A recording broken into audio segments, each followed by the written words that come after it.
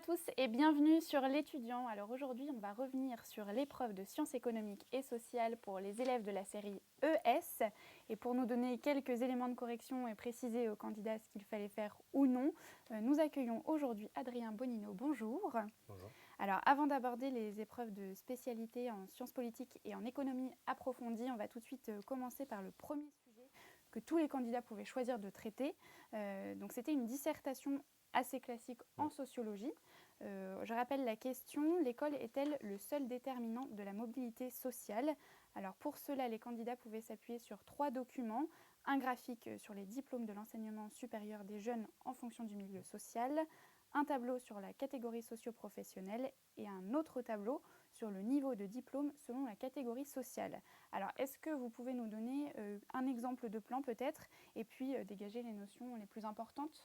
Oui, alors tout à fait. Donc c'est vrai que vous l'avez justement rappelé, c'est un sujet classique qui tombe régulièrement chaque année. Donc le thème central, c'est la mobilité sociale. Donc ce qui est attendu dans une copie type, c'est déjà de définir en fait la notion de mobilité sociale en faisant référence notamment à la définition de Sorokin. C'est l'idée d'un déplacement dans la société, déplacement de l'individu dans la société.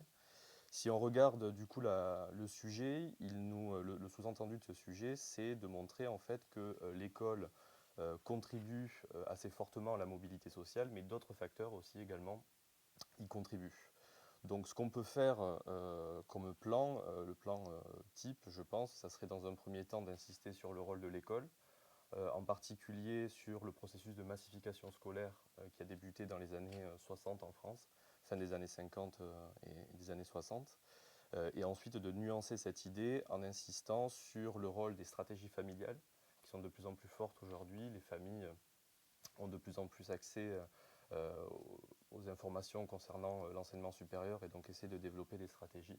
Et dans un troisième temps, ça serait parler de la mobilité structurelle, c'est-à-dire de l'impact de la transformation des métiers et de la structure sociale sur la mobilité. Voilà. Très bien. Donc il fallait principalement, peut-être dans la deuxième partie, s'appuyer sur les documents là plus spécifiquement. Exactement. Très bien. On passe maintenant à l'épreuve composée. On avait 3 parties qui présentaient à la fois des notions en sociologie et en économie, Mmh. voire même des fois les deux, mais on va y revenir. D'abord, donc la première partie sur la mobilisation des connaissances. C'était pas un sujet si facile que ça, puisque, comme je viens de le dire, ça demandait à la fois des connaissances en sociologie et en économie. Et donc pour la première question, il fallait donner un exemple sur la diversité des acteurs et les formes de conflits sociaux. Oui, alors une question originale parce que c'est une question en fait factuelle. Donc le candidat doit maîtriser certains faits d'actualité notamment pour pouvoir répondre à la question, même si ce n'est pas forcément indispensable. Euh, donc l'idée là, ça serait de structurer la réponse autour de l'opposition assez classique en sociologie entre les anciens mouvements sociaux, les conflits ouvriers notamment, et les nouveaux mouvements sociaux, tels que les appelle Alain Touraine notamment, en insistant sur la diversité des acteurs et des formes de mobilisation. Donc pour ce qui est par exemple des acteurs, montrer que les nouveaux mouvements sociaux donc, mobilisent des individus différents qui sont souvent plus jeunes en fait que les ouvriers ou que les employés qui se mobilisaient dans les mouvements classiques et plus qualifiés aussi. Voilà. Donc ça, c'est au niveau des acteurs. Et les formes de mobilisation sont différentes, elles sont souvent plus décentralisées.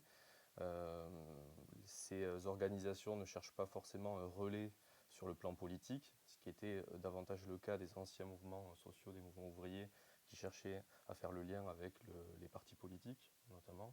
On peut citer comme exemple la relation entre la CGT et le Parti communiste français.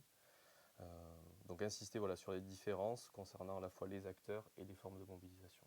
D'accord. Pour la deuxième question, cette fois, il fallait donner 2 arguments Mmh. pour montrer que l'emploi contribue à l'intégration sociale. Voilà, donc deux arguments, ça c'est vraiment du court, c'est assez facile. Le premier argument que l'on peut mobiliser, c'est l'idée que avoir un emploi permet de développer la sociabilité. Enfin, l'individu va être intégré dans des groupes de travail, va développer donc son carnet d'adresses, va avoir des connaissances et va se sentir intégré. Donc ça c'est le premier argument.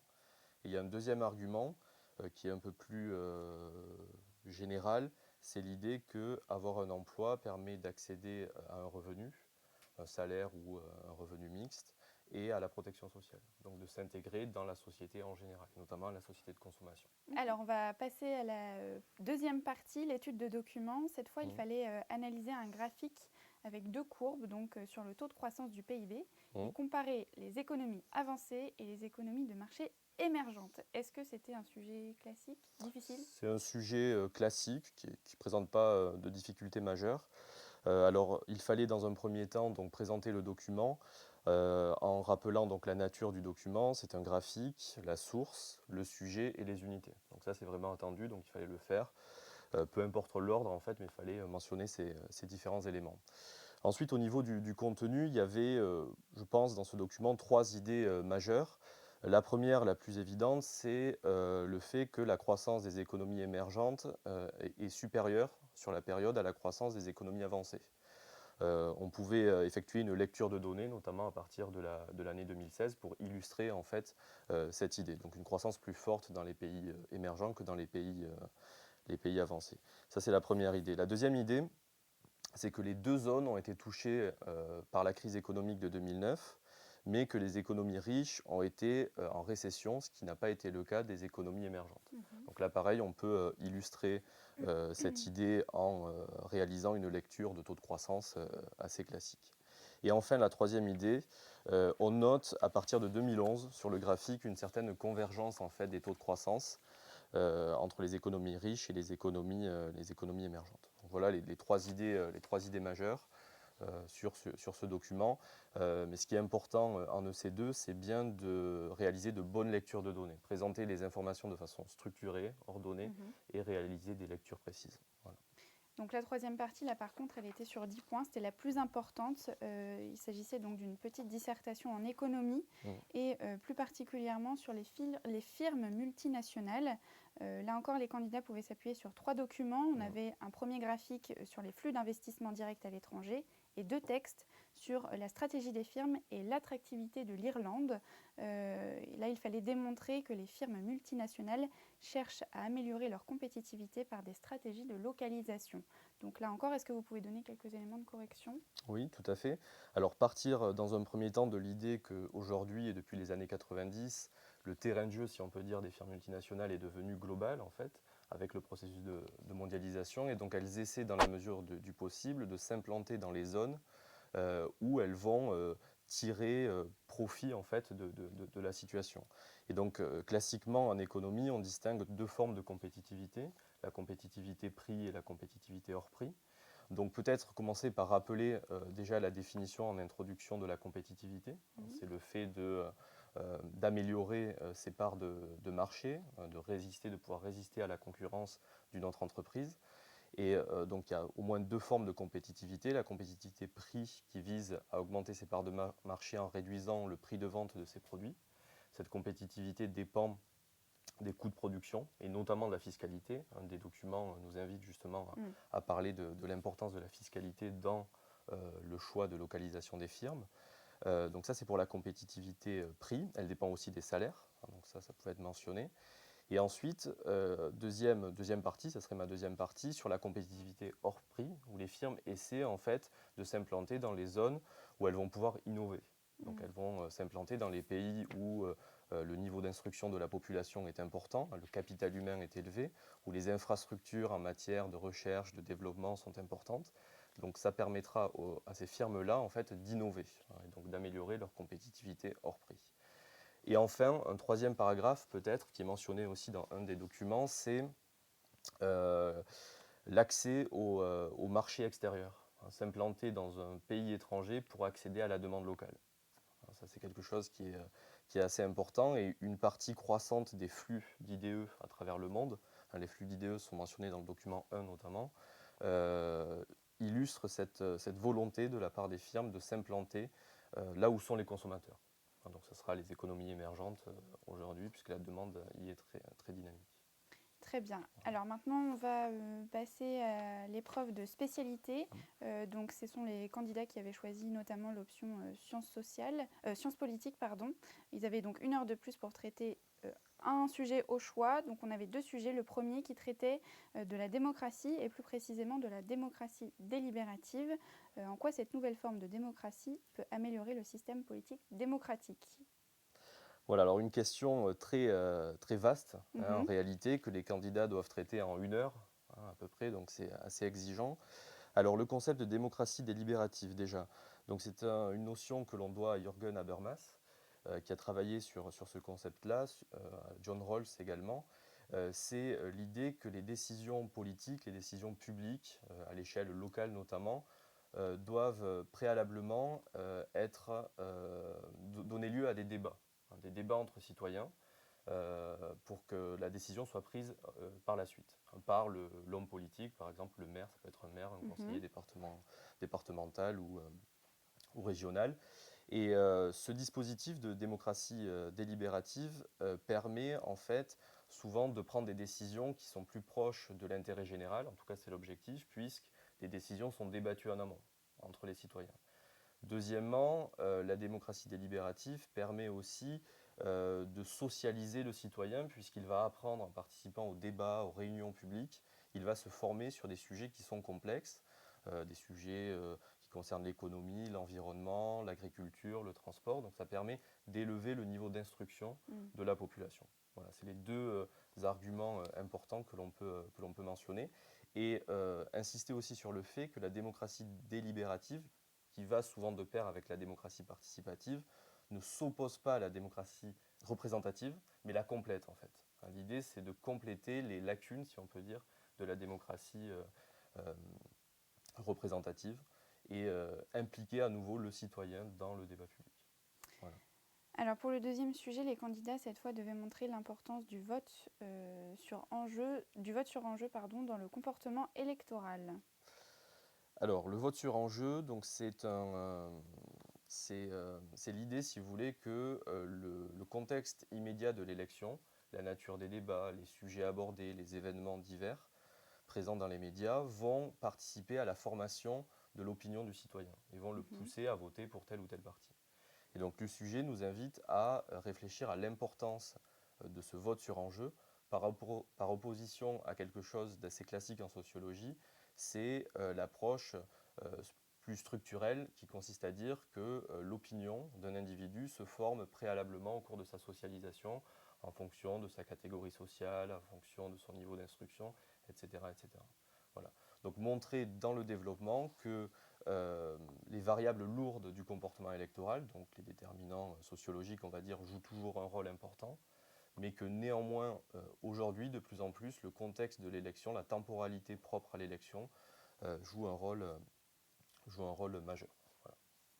Et on va terminer par l'épreuve de spécialité en Mhm. économie approfondie. Là encore deux sujets au choix. Et dans le premier, il était question de la globalisation financière, où il fallait tout simplement expliquer le processus en s'appuyant sur deux documents. Oui, alors le processus de globalisation financière, comme c'est mentionné dans le premier document, euh, se développe en France et en Europe à partir des années 80. Et l'idée qu'il y a derrière cette globalisation financière, c'est de créer un vaste marché des capitaux pour pouvoir donner la possibilité aux entreprises et notamment aux États de mobiliser une épargne plus abondante qui viendrait par exemple de l'étranger. Donc ça permet aux acteurs privés et publics d'accéder à des taux d'intérêt souvent plus bas, ce qui stimule en économie l'investissement. Donc le premier avantage, si on peut dire, et la première cause de cette globalisation financière, c'est favoriser l'endettement pour favoriser l'investissement en fait, et donc la Mhm. croissance à long terme. Deuxièmement, la globalisation financière permet aux agents à capacité de financement, c'est-à-dire ceux qui ont de l'épargne, de pouvoir avoir des opportunités de placement beaucoup plus importantes à l'étranger et notamment à des taux d'intérêt aussi plus importants. Voilà. Donc c'est un jeu, si on peut dire, qui est gagnant-gagnant, gagnant Mhm. pour les débiteurs, pour ceux qui cherchent à s'endetter et en premier lieu les États qui ont bénéficié de cette globalisation financière et pour les prêteurs qui cherchent à placer leur argent. Voilà. Et donc le deuxième sujet, là, il fallait montrer par quelle stratégie les entreprises peuvent exercer un pouvoir de marché. Euh, donc, un pouvoir de marché. Donc, déjà, la notion de pouvoir de marché, c'est l'idée d'être capable d'influencer le prix de vente du produit que l'on vend, en fait. Ça, c'est l'idée principale. Et les entreprises disposent de 3 moyens. Le premier moyen, qui est assez radical, si on peut dire, c'est faire pression sur les autorités publiques pour qu'elles mettent en place des barrières protectionnistes et protéger l'entreprise du secteur en question. Historiquement, ça a souvent été le secteur de la sidérurgie ou l'automobile qui ont bénéficié en fait de ce genre de dispositif. Le problème, c'est que depuis une vingtaine d'années, avec les accords de libre-échange, ce genre de solution, de mesure est de plus en plus difficile. Donc il y a 2 autres techniques, si on peut dire, que les entreprises peuvent utiliser. La première consiste à se regrouper en mettant en place des logiques de fusion et d'acquisition pour essayer de grossir et d'avoir un poids de marché beaucoup plus important. Et le nombre de fusions et acquisitions dans le monde ces dernières années n'a fait qu'augmenter, donc ça illustre ce processus. Et troisième possibilité, mettre en place une politique d'innovation, donc une stratégie par exemple de montée en gamme, essayer de faire des produits plus perfectionnés sur le plan technique, ou sur le plan du marketing, sur le plan de l'image de marque du produit, ou des produits différents de ceux de la concurrence. Donc c'est la logique de différenciation. Alors classiquement on dit verticale, stratégie de montée en gamme, ou horizontale, on va jouer sur le coloris du produit, sur la différenciation. Ça permet aux entreprises de se soustraire à la concurrence des autres entreprises et d'avoir un pouvoir de marché. Merci Adrien Bonino de nous avoir donné tous ces éléments de correction. De votre côté, vous pouvez retrouver l'intégralité des corrigés des épreuves du bac directement sur le site de l'étudiant.fr. À très vite. Merci.